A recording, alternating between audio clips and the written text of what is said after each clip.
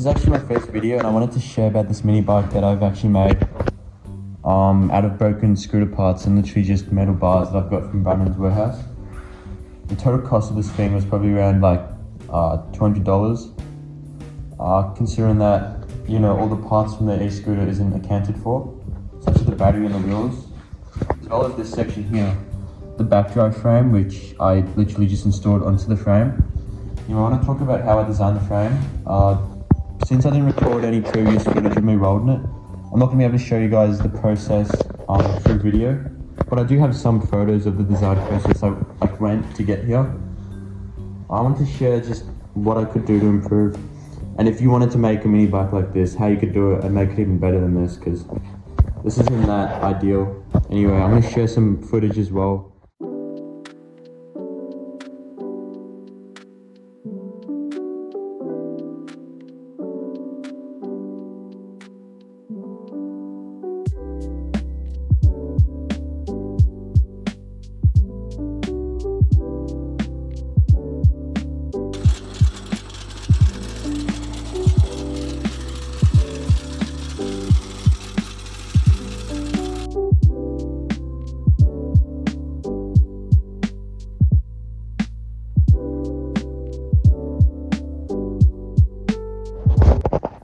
Talking about the top speed it reaches. It only reaches around 40 kilometers an hour for top speed. The battery isn't fully charged, so yeah, I don't know if it can maybe go a bit faster, but if it can, it's probably going to be like very small, like 41, 42 kilometers an hour.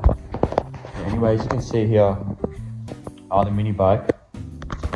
You can see there's like a proper frame that I've actually made.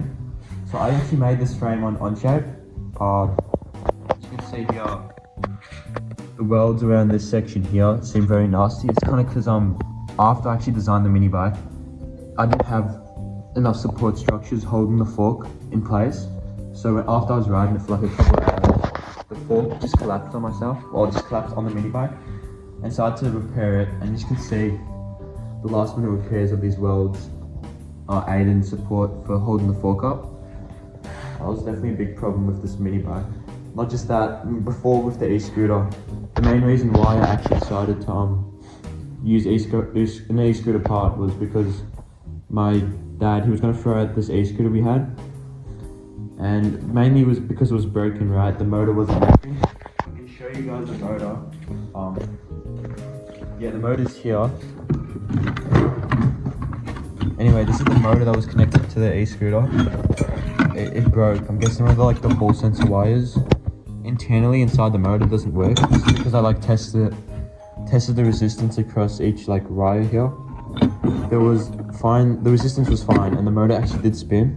But then when I applied weight onto the mini bike with the motor, it just wasn't moving at all, and there was like no torque applied from the motor. So I'm guessing there was some sort of error with the Hall wire sensor, or some sort of like internal feature in the motor that just decided for it not to work. Anyway, as you can see here, this is actually a steel bike fork that I welded onto the frame. Also, these sections here, this is the only part from the scooter would be like the section of the fork here, the wheel, obviously, these silver bits, the suspension. And by the way, the suspension doesn't actually work. It's more just a design feature. It's on really tight mode anyway, so even if the frame was to like just bend very small, there's not going to really be any movement because the suspension holds it up. As you can see here, I tried to weld the suspension onto the frame, the section here, but it was aluminum, so I couldn't do it. So I just found an alternative, and I just found a screw that I could bolt onto both sides to make it very secure. Not just that, you can see here that the e-scooter had a adapter, or like a connection for me to use a brake. I just took this brake. One of my friends gave me his brake that he was going to use, and so I attached it onto this mini bike because the other brake didn't have any brake pads. Anyway, the brakes work fine. You can see here I've got it all connected up. Not just that, yeah, this whole section here. So this metal frame section here. The motor, I bought the motor off eBay actually. Because the other, like I said, the other motor broke. The battery, and the speed controller. and the chain, the whole back section here was literally from the mini bike. The only things that wasn't from the mini bike was any metal that's welded, the section here holding the battery up, as you can see in the wood. The fork, which I just salvaged from like a bike I found off the road. It was pretty easy actually. I just had to ankle grind the section of the fork off, and I could just weld it onto the bike frame. As you can see here, I also installed a key ignition switch. This is to turn the mini bike on and off. There's also an added feature on the mini bike where I can change the speed mode. So you can see here I've got, this is normal mode, and then when I press it, it goes into a higher power mode. There's a speed controller actually enables the motor. Anyway, I thought I'd just share this to you guys. By the way, I did realize I was watching some videos on this guy building a bike frame, or like a mini bike frame. It wasn't actually a mini bike frame; it was more like a go-kart frame. But he actually used metal bracket sleeves to hold the welds in place, and then he used the like a Sharpie to actually outline the thing he was going to cut out. He used Fusion 360, I'm pretty sure, but it's similar to Onshape, so I could use Onshape again if I wanted to make a frame like this. You can see the frame actually, it's pretty complex. It's not that complex, but it's I used the software to actually develop it. I didn't have any like methods to test what the stress levels would be like on the frame. So this was all kind of just off design. And I did have to swap the frame out, swap out my design after I realized the suspension couldn't roll onto the frame. I mean, it's a simple fix. I just drill a hole through the steel, steel bar, and there's already there's like a thread hole already through this this suspension box, so it's fine.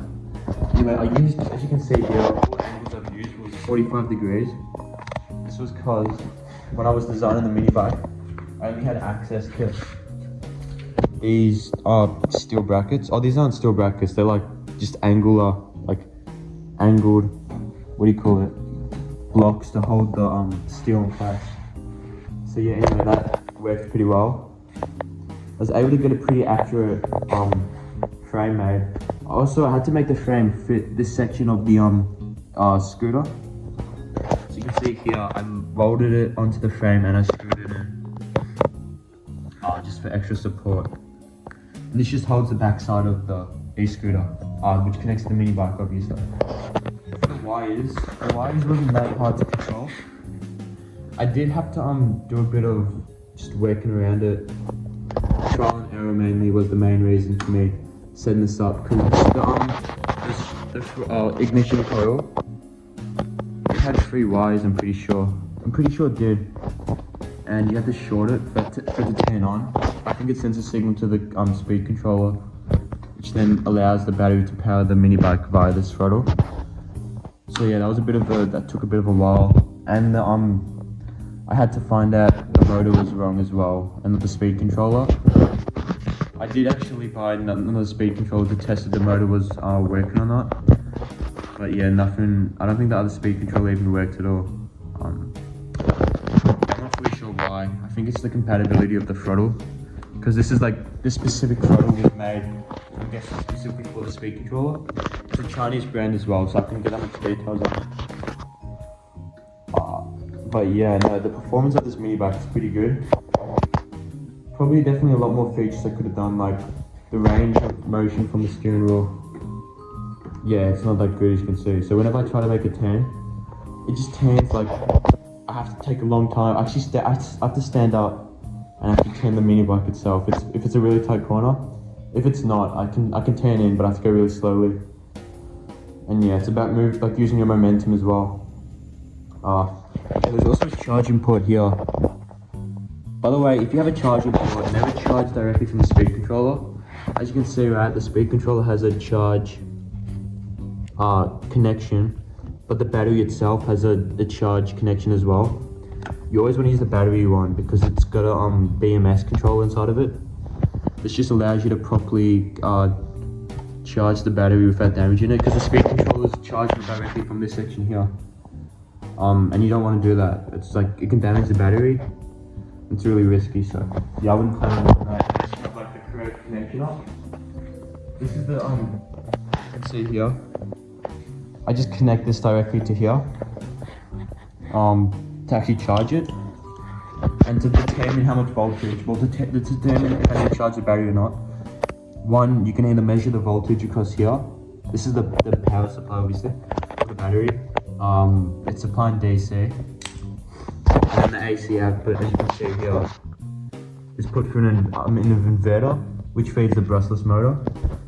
Yeah, this is the brushless motor, by the way, so it runs off AC. You can see there's 3 wires as well, yellow, green, and blue.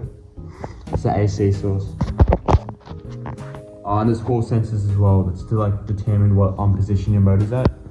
I'm sure you can install some sort of speed, what do you call it? Thing to measure speed. I have a speed set up here, but I don't think there's enough wires for me to actually connect it up properly. So I don't know if this is just for like design or there's some other way I could use it to connect it. Because I've got every single wire set up, so I'm not sure. Yeah, anyway, it's pretty odd. I feel like there is a way to find speed. I could probably use like a laser, but it's just like not worth the time. And I've already timed it actually. My friend used the software in his phone to time it, and it hit 38 kilometers an hour. Top speed. On turbo mode, obviously. But yeah, no, this mini bike definitely had some challenges as well. Yeah, anyway, I'll show you some clips of how I designed it, and you guys can see from there. But yeah, no, this mini bike project wasn't that bad. In terms of road, it was probably around 15 hours. But anyway, I'll show you guys some footage of how of the mini bike working.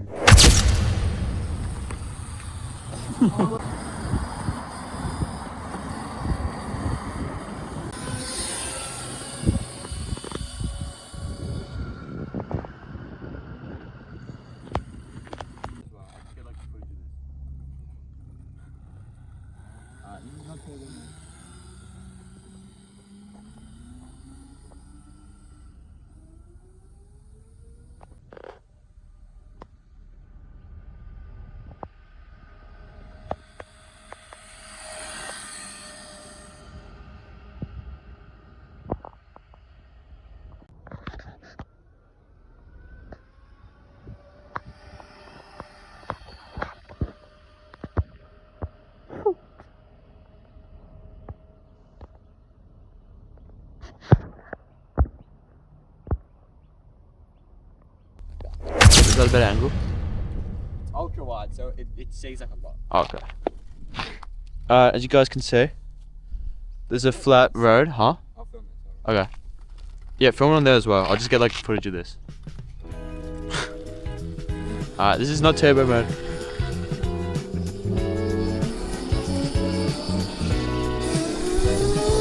is turbo mode.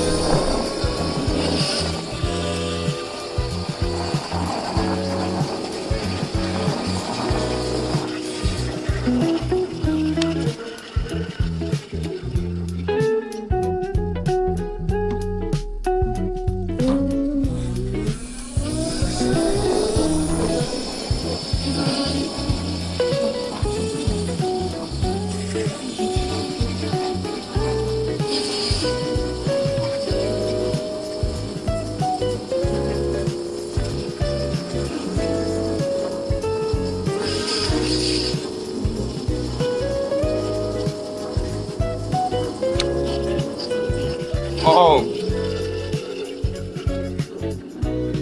Shit, man, that's fast. Oh.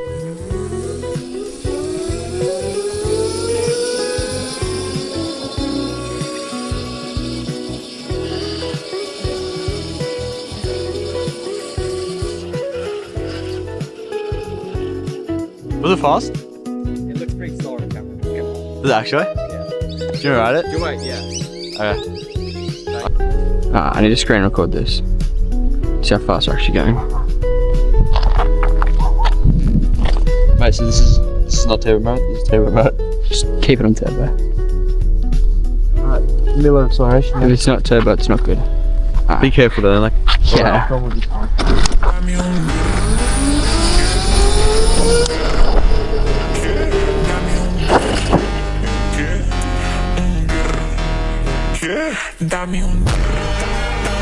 Daddy?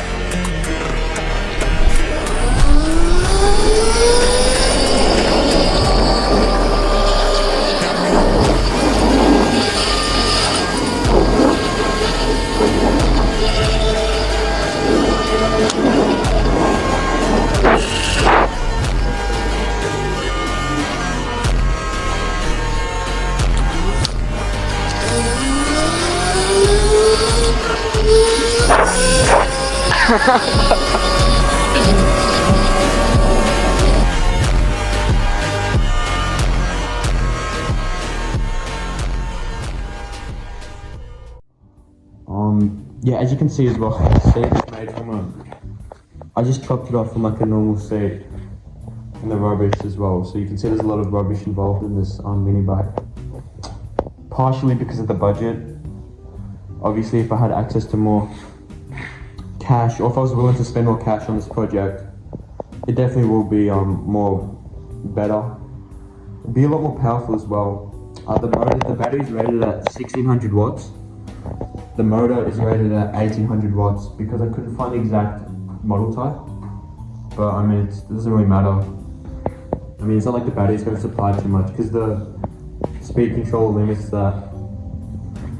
So yeah, it's not like damaging the battery by overusing it. It's important to charge the battery as well. Just because if it gets too low, well, it's a lithium battery, so you know. You shouldn't charge it too much. Well, you shouldn't charge it for too long, and you shouldn't wait for the battery to get to such a low, percentage, because then it's gonna, the lifetime of the battery is gonna decrease. Anyway, yeah, what can I say? Yeah, I've used zip ties here as well. Got a bit lazy, which isn't good. But yeah, no, the mini bike probably took around 15 hours in total for just welding the frame. And then obviously I had to wait for the motor to come, speed control and stuff like that. And yeah, this is the main mini bike that I've made. Definitely could do some future upgrades in the future, or if I want to go to another project like a vehicle like this, then it's definitely important to spend more time on actually designing the frame and then executing what I want it to be like. And also using resources available to me like 3D printers, making brackets, and then cutting out the pipes to get a more accurate kind of frame. As you can see, the welds aren't that good, especially down here, it's really bad. But yeah, no, this project was fun. I just want to share some insight, just in case people want to do a mini bike like this. But yeah, no, it was really good. It's fun to make. Oh yeah, that's about it.